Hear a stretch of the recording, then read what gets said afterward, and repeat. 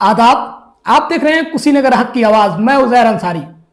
मैं इस वक्त एक ऐसे खास मेहमान से आपकी मुलाकात करवाने जा रहा हूं जो किसी भी तारुफ का मोहताज नहीं है। जी हाँ, हमारे पास एक ऐसे खास मेहमान हैं जिनका नाम है बिहारी भाई। जी हाँ, बिहारी भाई उर्फ मुबारक हुसैन साहब, और उनके पुत्र बतौर उनके प्रतिनिधि हमसे बातचीत करेंगे और मैं इनसे कुछ सवालात करूंगा और उसका जवाब भी मैं जानूंगा।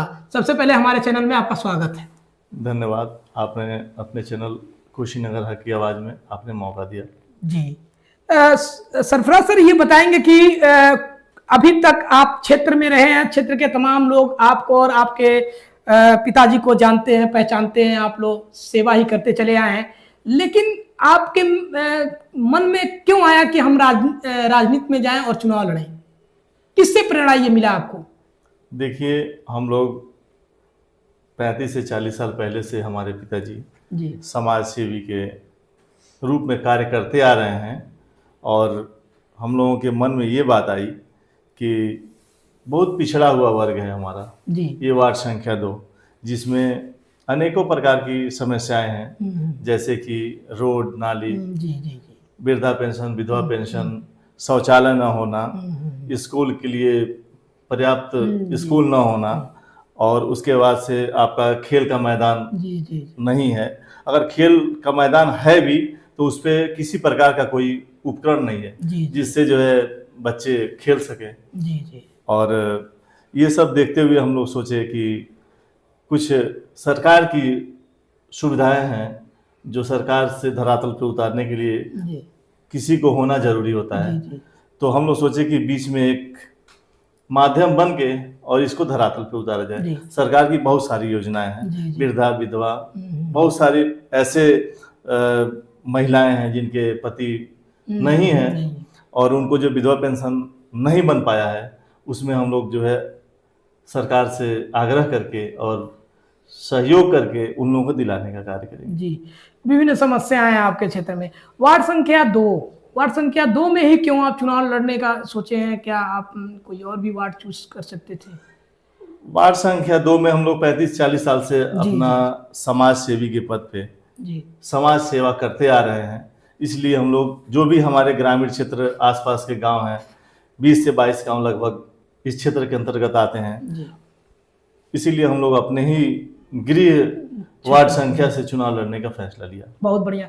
तो आप ये बताइए कि पूरे वार्ड में जा रहे हैं, गांव जा रहे हैं, लोगों से मिल रहे हैं, तो किस तरह का रिस्पांस मिल रहा है? लोग के पास जा रहे हैं तो किस तरह का रिस्पांस मिल रहा है? देखिए, हम लोग हर एक संप्रदाय के लोगों से मिलते हैं जी और अच्छा रिस्पांस मिलता है और लोगों से बहुत सहयोग और प्यार दुलार भी मिलता है कि आप लोग आए। ऐसा प्रत्याशी कोई नहीं था जो हम लोगों को दुख दर्द को समझे और सहयोग हम लोगों का कर सके। हर वर्ग में जा रहे हैं, आप समस्याएं देख रहे हैं। क्या लग रहा है वार्ड संख्या 2 में सबसे बड़ी समस्या क्या आपको दिखाई दिया? सबसे बड़ी संख्या में जो समस्याएं हैं अपने वार्ड संख्या 2 में, वो है आपका नाली वगैरह। जी, नाली हर आदमी का पानी निकलना है निकासी। और निकासी जो भी निकलता है घर के बाहर, तो वहां पे गड्ढा खोद के आदमी उसको उपयोग करता इकट्ठा करता है। इकट्ठा करने के बाद उसमें जो है किसी अन्य प्रकार के कीड़ा मकोड़े पैदा होते हैं, उससे इन्फेक्शन बढ़ता है, उससे स्वास्थ्य समस्याएं जटिल हो जाती हैं। और दूसरी समस्या है रोड। रोड है भी तो 10 साल 5 साल पे कभी बना हुआ है तो उसका रिपेयरिंग आज तक नहीं हो पाया। उसके बाद तीसरी समस्या है कि ग्रामीण क्षेत्रों में अगर किसी को रात में अगर परेशानी हो जाती है, तबीयत खराब हो जाता है, तो जिला अस्पताल तक ले जाने में काफ़ी समस्या होती है। उस एम्बुलेंस के माध्यम से काफ़ी देर तक लोगों को इंतजार करना पड़ता है। तो उस आकस्मिक सेवा एम्बुलेंस के माध्यम से लोग जाते हैं और हॉस्पिटल कुछ लोग पहुंचते हैं, कुछ लोग नहीं पहुंच पाते हैं। जो बदकिस्मत होते हैं बेचारे रास्ते में ही दम तोड़ देते हैं। और सरफराज सर, ये बताइए, आप कह रहे हैं सरकार की ये जो योजना एम्बुलेंस वाली योजना है या जो भी योजना है धरातल पर नहीं उतर पाती या उतरती भी है तो उसमें देरी हो जाती है। जैसे एम्बुलेंस का आपने जिक्र किया कि मरीज को हॉस्पिटल तक पहुंचाने से पहले मरीज मर जाता है, तो आप सोच रहे हैं कि हर ग्राम सभा में एम्बुलेंस का व्यवस्था कराएं? बिल्कुल उजैर साहब, मैं आपको बताऊं कि जैसे मैं जिला पंचायत सदस्य, हमारे पिताजी जी जो हमारे फादर हैं, वो जीतने के बाद से मैं अध्यक्ष महोदय से और डीएम महोदय से मैं आग्रह करूंगा और प्रार्थना पत्र देकर मांग करूंगा कि हर ग्राम सभा में स्वास्थ्य विभाग के लिए अच्छी से व्यवस्था किया जाए। और मैं आपको एक चीज़ बता दूं, तीसरी पॉइंट मेरी यह है कि मैं अपनी व्यक्तिगत खर्चे पे एक एम्बुलेंस का व्यवस्था करूंगा। सरकार से आग्रह करके मैं एम्बुलेंस बनवाने का भी व्यवस्था करूंगा और बात करूंगा, और मैं अपने व्यक्तिगत खर्चे से एक एम्बुलेंस का भी सेवा देने का कार्य करूंगा। तो आपको क्या लग रहा है कि चुनाव जीतने के बाद आप 100 दिन के अंदर सबसे पहला काम किस काम पे प्राथमिकता देंगे? सबसे पहला काम कौन रहेगा आपका चुनाव जीतने के बाद? सबसे पहला काम मेरा हर ग्राम सभा में नाली सड़क का सर्वे कराऊंगा और अपने अध्यक्ष महोदय और सरकार से प्रार्थना पत्र देकर उस कार्य को कराने का कार्य करूंगा।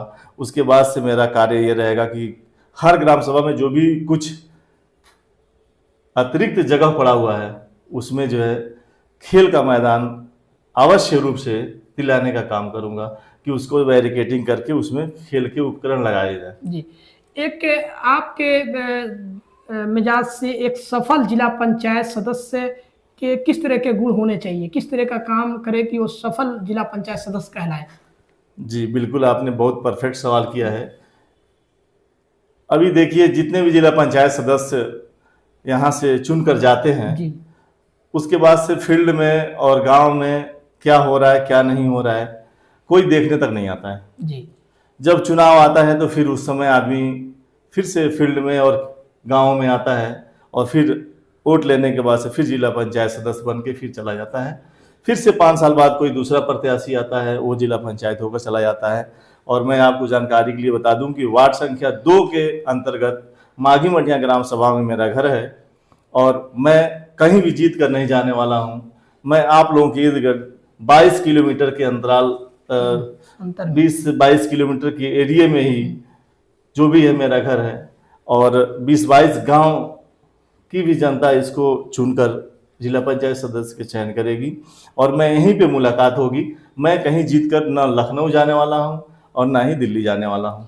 एक प्रत्याशी का मैं इंटरव्यू कर रहा था जी, आप ही के वार्ड संख्या के प्रत्याशी, वो कह रहे थे कि मैं जब चुनाव जीत जाऊंगा तो जो भी मेरे घर आएगा या मुझसे मिलेगा उसकी तमाम समस्याओं का समाधान मैं जगह पे ही करूंगा, तुरंत करूंगा। जी बिल्कुल। तो आप क्या करेंगे? आप भी, आपके पास कोई आ रहा है तो समस्या समाधान करेंगे जी कि आप जाकर समस्या समाधान करेंगे? नहीं, मैं जीतने के बाद मैं हर घर हर गांव में जाकर हर समस्या का मैं खुद सर्वे करके और उनकी समस्याओं का समाधान उनके घर पे उनके दरवाजे पर मैं करूंगा। मैं ये नहीं कहूंगा कि मैं जीत गया तो मेरे घर लोग आए, आपका स्वागत है, हमारे घर आते हैं तो, लेकिन मैं हर गली हर घर हर चौराहे पे जाकर हर गांव में जाकर मैं उनकी समस्या खुद सुनूंगा और उनका निवारण भी करने का कोशिश करूंगा। आप वार्ड संख्या 2 के सभी जनता से क्या अपील करना चाहेंगे?